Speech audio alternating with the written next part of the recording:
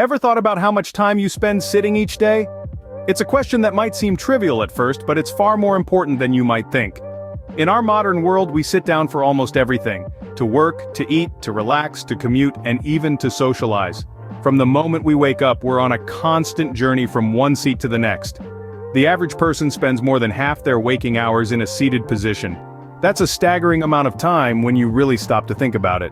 We're talking about more than 12 hours a day, over 80 hours a week, more than 4,000 hours a year. You may wonder, is all this sitting harmful to my health? The answer might surprise you. It's an issue that's been gaining traction in recent years, with some even dubbing it as the new smoking. So, is sitting the new smoking? Let's delve into the science behind it. The human body wasn't designed for prolonged sitting, so what happens when we do? Well, our bodies are built for movement, and when we sit for extended periods, several physiological changes occur. Let's delve into the science of it. When you're seated, your large muscles are at rest, leading to a decrease in your metabolism. This slowdown means your body burns fewer calories, which can lead to weight gain and obesity over time. Furthermore, sitting for extended periods can also lead to insulin resistance, a condition where cells in your muscles, fat, and liver don't respond well to insulin and can't use glucose from your blood for energy. This can lead to increased blood sugar and may put you at risk for type 2 diabetes. But that's not all. Prolonged sitting also impacts our cardiovascular system. When we're seated, blood flow slows down and muscles burn less fat, leading to a fatty acid buildup in the heart.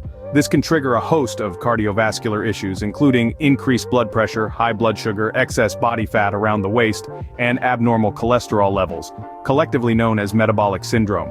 To back these claims, numerous scientific studies have been conducted. For instance, a study published in the Annals of Internal Medicine found that those with sedentary lifestyles had a higher risk of developing a disease, even if they got regular exercise.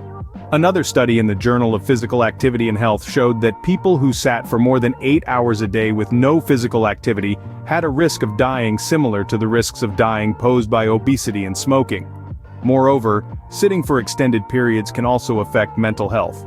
A study in the American Journal of Preventive Medicine found a strong association between sitting time and mental health issues, such as anxiety and depression. Clearly, sitting for long periods isn't doing us any favors, but what can we do about it?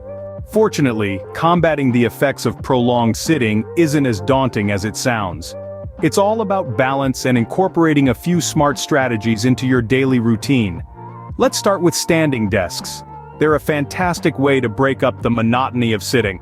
Adjust your workspace so that you can alternate between sitting and standing throughout the day.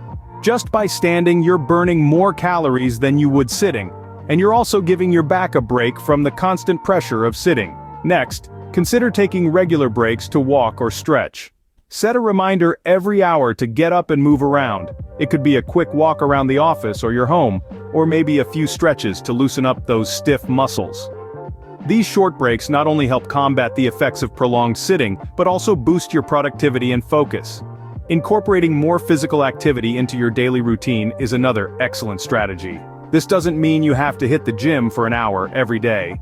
Simple activities like taking the stairs instead of the elevator, parking a bit farther away from the store entrance, or even just doing a few jumping jacks during your lunch break can make a significant difference. Now let's talk benefits.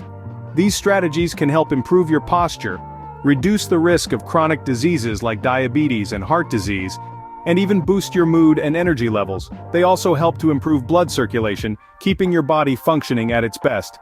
But before you start, remember to listen to your body. If you're new to standing for long periods or incorporating exercise into your routine, start slow.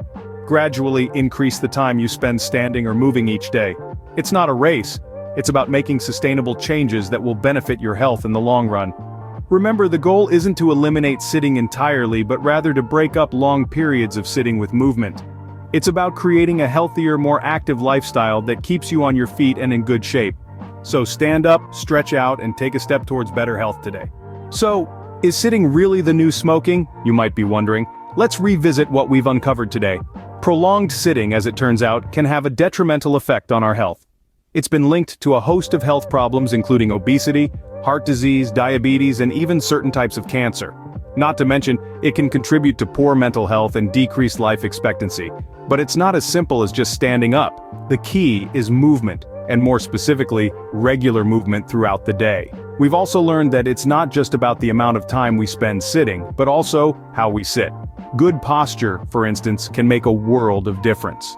It can reduce the strain on our bodies, improve our breathing, and even enhance our mood.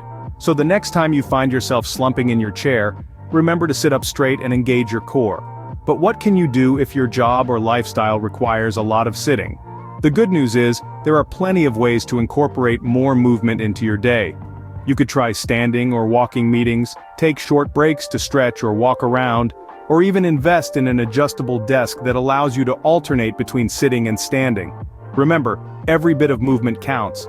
It's also worth noting that regular exercise, while important, may not fully counteract the effects of prolonged sitting. That's why it's crucial to make movement a part of your everyday life, not just something you do at the gym.